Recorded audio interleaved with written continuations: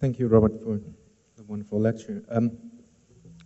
I hope you don't mind me asking a question which deals more with, I think, an ideological question rather than an artistic question. I raised it, so you go ahead.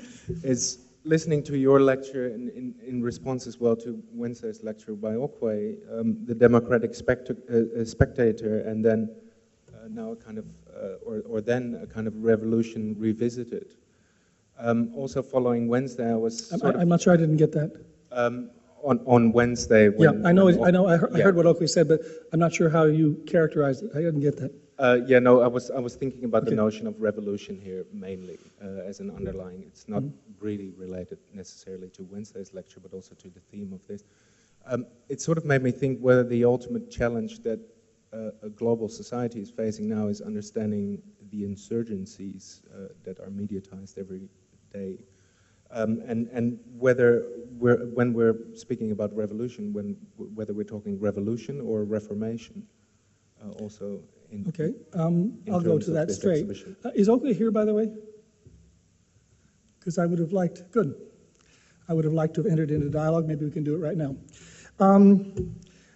There are insurgencies of all kinds, and there are revolutionary movements of a variety of kinds now. There have been revolutionary movements and insurgencies for most of the history of the 19th and 20th centuries.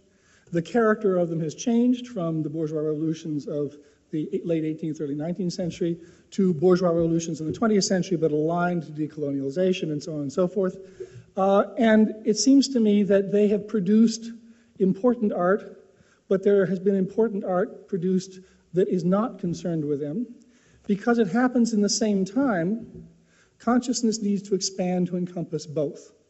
But the idea that all art should be reduced to one set of criteria or needs or conditions, it seems to me is a mistake. And we have countless examples of that. I, by the way, for what it's worth, spent the 1960s and 70s being quite on the left and quite active. I worked with David Alfredo Siqueiros in Mexico, painting socialist realist murals. Terrible things, terrible paintings and bad politics. But I did it earnestly. I thought it was necessary. I outgrew it, but I learned a great deal. I respect some of the things that Siqueiros did, but I don't admire his politics. But the idea that having been engaged with that meant that I could therefore not take seriously the work, for example, of a Saul LeWitt, who from the point of view of Siqueiros is a nothing, you know, or vice versa, that from the point of view of a Saul LeWitt, I cannot be mindful of the kind of work that Siqueiros did. And I should say, by the way, Saul had an enormously broad and eclectic taste. That was one of the remarkable things about him. He was utterly rigorous in his own practice, but he saw the possibility of other practices very broadly, and he supported it very broadly. He routinely exchanged work with young artists where the thing he exchanged with them was worth 10 times, if not more, than what they gave him, but he was exchanging art and not a commodity. So yes, there is work of this kind which is important. There was a fair amount of it in my Biennale. There's a fair amount of it now. But I don't think we can get to a one criteria sample for art under any circumstances. It's not good for political art that that be done, as well as it's not good for other things. Parenthetically, I would say one thing to Oakley. In his presentation, he presented this sort of dichotomy or tension between May 68 and 1980, the riots and suppression of riots in Gwangju. He invidiously said that 68 is a nostalgia exercise concerned with bourgeois students, that it is something that should not be allowed to overshadow more real, from his point of view, insurrectionary or democratic movements in Asia, etc., and so on down the line. Now, Oakley was 5 years old in '68, so he can't be blamed for not knowing what happened there. But in fact, May 68 in France was not about bourgeois students. I, by the way, was there in '68, and I was a bourgeois student. But I was not the only person on the streets or the only person active. The CFDT, which is the French Socialist Union, the CGT, the French Communist Union, called a general strike that drove the president of France to another country to consult his generals and check out his tanks. The results of this were not successful. And I'm the last person to be nostalgic about things that fail. In fact, I'm not interested in nostalgia at all. But it seems to me that it is utterly invidious to take a general social movement of that time and compare it invidiously again to a contemporary one in order to say that we are now the revolutionary front. The fact of the matter was that Europe, and France in particular, were changed profoundly by that. It was one of those rare instances where working class people and students and many others actually got together and did what? They entered into dialogue. I, in France, for example, went from my school to a Catholic school. I was in a Protestant school. Catholics and Protestants didn't talk, so we went and talked. We didn't change the world, we didn't have the socialist revolution we dreamed of, but we had a dialogue. Furthermore, '68 was not just about Paris. It happened in Germany, it happened in Italy, it happened in Tokyo, it happened in Mexico, it happened in America, it happened absolutely everywhere. In Mexico City, bourgeois students were shot on the orders of the president of Mexico, Luis Echeverria. In Tokyo, riots took place and there was police violence against students there.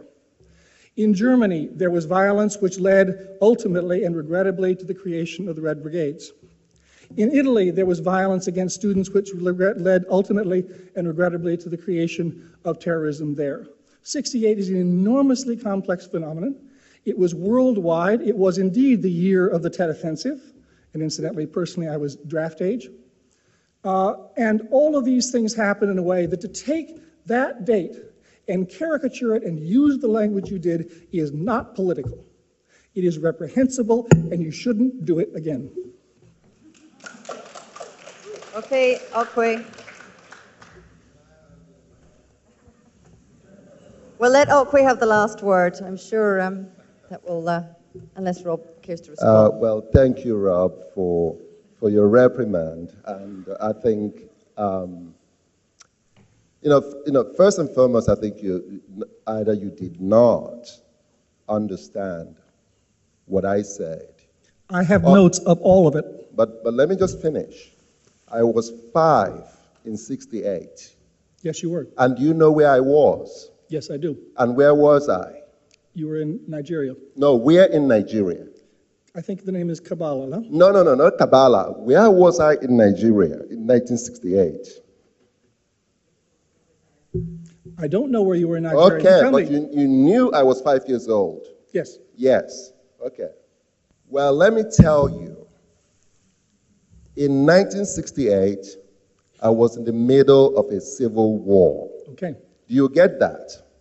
You tell me. I believe Okay, you. well, and the second thing I want to say to you is to make the kind of caricature that you just made right now, shows very clearly that you repudiated the very talk that you just gave about dialogue.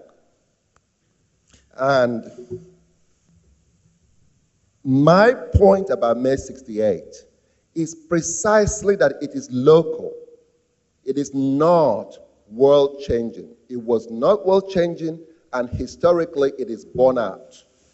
In 1968 in Nigeria, by the way, when my family was evicted from Calabar, I was born in Calabar. I'm not from Calabar. Do you want me to give you my biography? I don't think it's necessary because okay, that is not the point I made. But that's your point. That is your point, and I'm making that. My point is that you made a statement. I'm making that my particular point is that you made statements about an experience. I am making that particular point, and I think you are utterly wrong, and obviously you couldn't help yourself.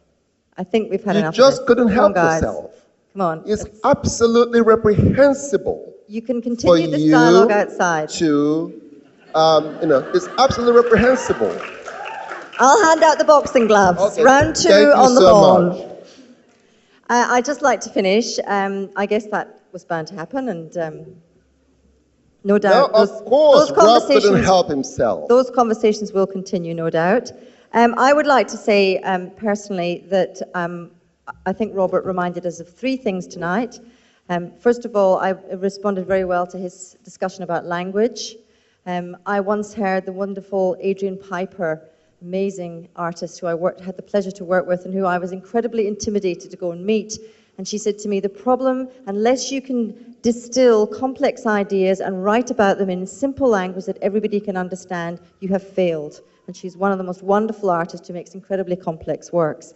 I think also Rob reminded us of the role of the artist. How often are we talking among ourselves, but in fact it's actually about artists, and that's the thing that we should be celebrating. And finally, that what we're doing is bringing the audience into the picture.